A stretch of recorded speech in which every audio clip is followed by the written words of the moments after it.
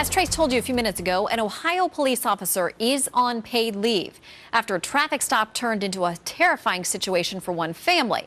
Take a look at the video. The officer can be seen pulling a stun gun on one of the men who is lying on the ground. We're getting them right now. It's ridiculous. This guy's out. He's pushing me up against the truck! You just keep filming. No! Would you stop? Okay. No! Okay. No! It's All raining. right. My arms are here!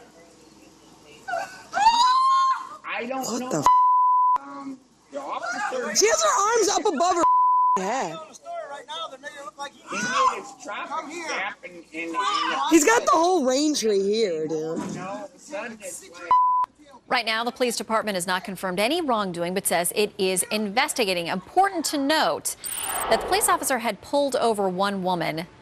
Her father-in-law apparently came along, didn't like the fact that she'd been pulled over. He got involved, and as we like to say, all hell broke loose from there. So joining us now to talk about it, Lise Wheel, Fox News legal analyst, and Anna Yum, a criminal defense attorney. Welcome to you both.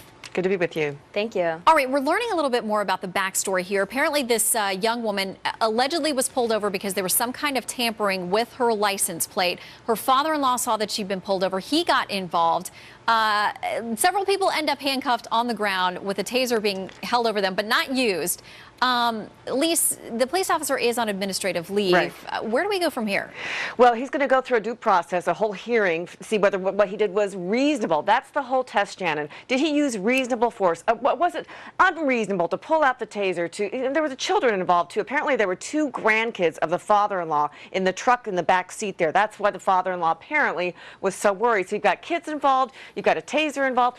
Why couldn't the police officer just have called for backup, done something else other than bring out that taser to all these people? That's going to be the question during his due process hearing going on shortly, I'm sure, Shannon. Yeah, and if you watch the video, which is online now, it's almost 5 minutes long, you can hear other people, witnesses, Right. the person who obviously is filming this.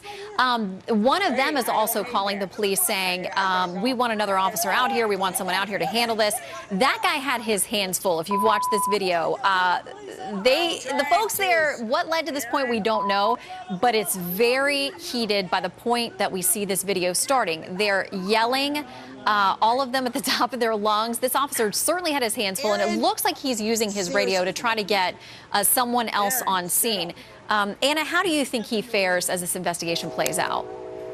Well, I think what's really important is, and Lisa, you know this as a former prosecutor, and me as a defense attorney now, I've spoken to so many cops, and based upon their background, training, and experience, it's always so important for them to establish safety first and to control the situation so that they can de-escalate any kind of conflict that arises. And what we know from this video is that it doesn't capture the entire incident. It doesn't capture the entire totality of the circumstances.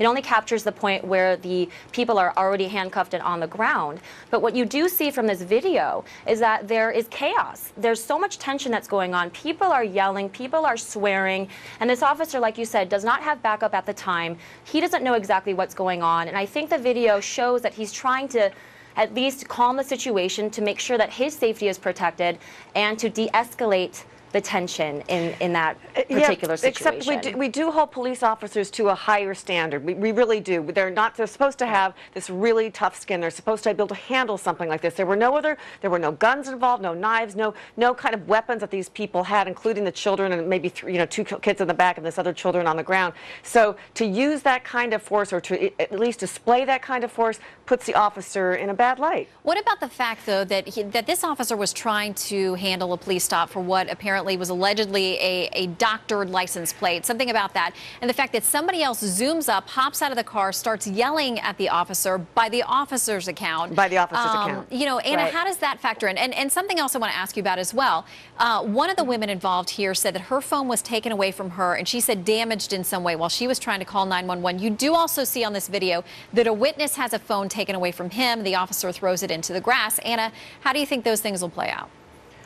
Well, I think that if you look at the totality of the circumstances, clearly you see that these people are on the ground. He doesn't kick them. He doesn't use his baton. He doesn't actually from what I can tell, discharged the taser. He's basically trying to de-escalate the situation. And keep in mind, this person, Mr. Tutkowski, he was not a complete angel in the situation. He didn't like the way the officer was speaking to his daughter-in-law. So then he starts yelling expletives at him and saying, I don't effing like the way you're talking to me, and you harass people for no reason. And clearly everyone else is yelling expletives too. So I think if you look at everything and what the officer's saying, I mean, this guy, actually, Mr. Tutkowski, is facing criminal charges. He's facing resisting arrest and misconduct during the course of an emergency. Yeah. We've So got I to think leave what it. this officer was trying to do, especially in light of the fact that he didn't have backup, is Right. trying to, again, like I said before, control the situation. And when other people are videotaping and obstructing his investigation as well, I think he was trying to do the best that he could given the resources that he had. We at got to the leave it time. there because we're out of time. But of course, the key elements are what led up to what Right. we then see. And was it reasonable force? We'll follow this investigation. Thank you both for giving your